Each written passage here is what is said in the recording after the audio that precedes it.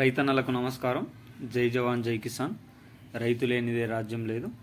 యావత్ తెలంగాణ రాష్ట్రంలో ఉన్నటువంటి 1,75,00,000 మంది పట్టా పాస్బుక్దారులకు రాష్ట్ర కాంగ్రెస్ ప్రభుత్వం అదిరిపోయే శుభవార్తను తీసుకొని రావడం జరిగింది. ఈరోజు ఈ వీడియోలో 5/2/2025 బుధవారం రైతు భరోసా 1 నుండి 10 ఎకరాల వారికి 2వ లిస్టు వచ్చేసింది. కేవలం వీరికి మాత్రమే. దీనికి సంబంధించిన పూర్తి సమగ్రమైన సమాచారాన్ని కూలంకషంగా తెలుసుకుందాం.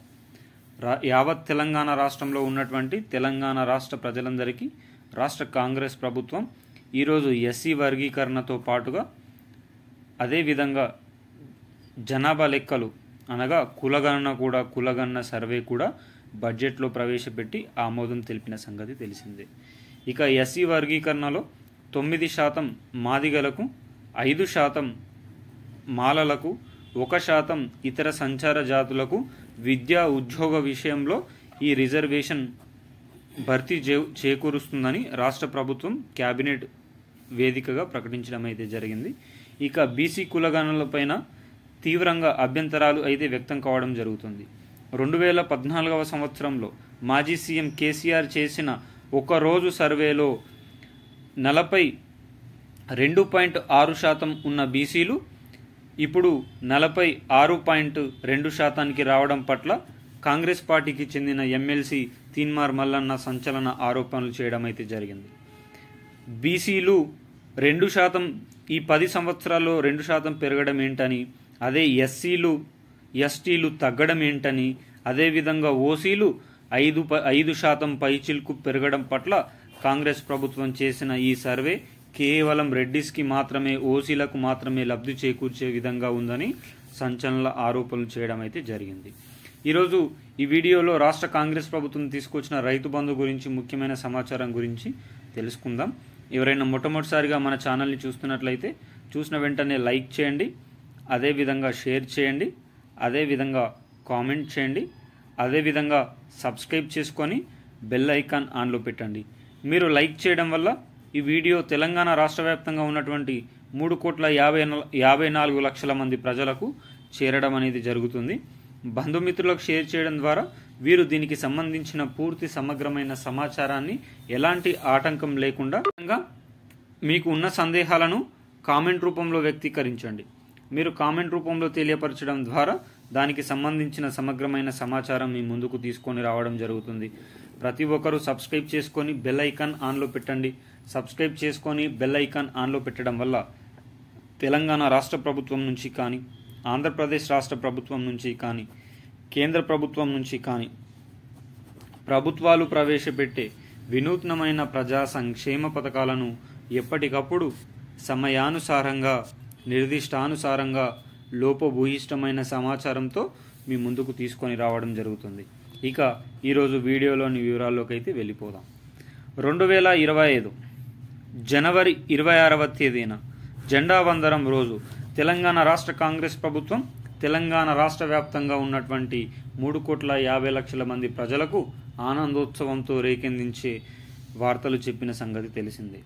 4 పథకాల అమలు కేవలం పత్రాలకు మాత్రమే పరిమితమయ్యాయని చెప్పడంలో ఎలాంటి సందేహం లేదు.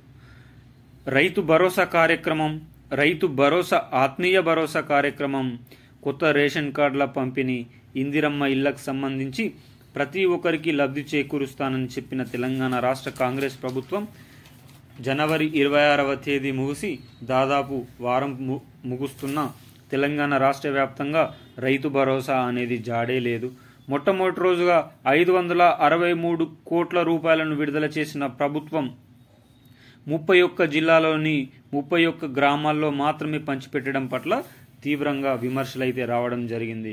ఇలాంటి తరుణంలో తెలంగాణ రాష్ట్ర కాంగ్రెస్ ప్రభుత్వం ఈ ఫిబ్రవరి మాసంలో తెలంగాణ రాష్ట్ర వ్యాప్తంగా ఉన్నటువంటి 12,769 గ్రామ పంచాయతీలలో 1 నుంచి 3 ఎకరాల వారికి రైతు భరోసా పూర్తిగా డబ్బుల పంపిణీ కార్యక్రమం ముగుస్తుందని వ్యవసాయ శాఖ మంత్రి తుమ్మల నాగేశ్వరరావు గారు పేర్కొనడం జరిగింది.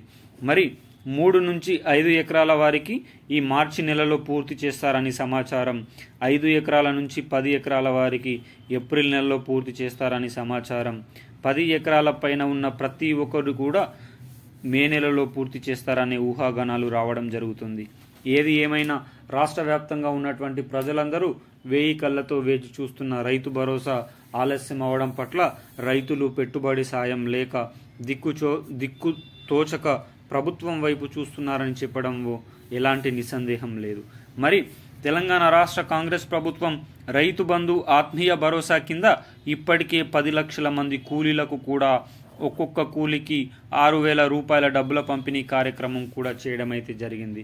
మరి ఇలాంటి తరుణంలో తెలంగాణ రాష్ట్ర వ్యాప్తంగా జరుగుతున్న 12,769 గ్రామ పంచాయతీ ఎన్నికలు మార్చి 2వ వారంలో ప్రారంభమయ్యే అవకాశం ఉంది. కావున దీనిలో 90% సీట్లు దాదాపు కాంగ్రెస్ పార్టీ గెలవాలని తన ప్రణాళికలను రచిస్తున్నట్లు సమాచారం.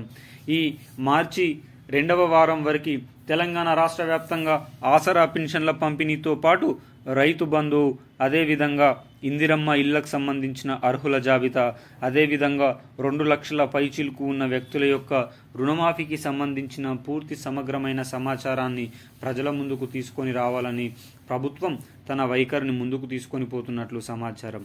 మీకు ఈ వీడియో నచ్చినట్లయితే మన ఛానల్ని సబ్స్క్రైబ్ చేసుకొని బెల్ ఐకాన్ అయితే పెట్టుకోండి.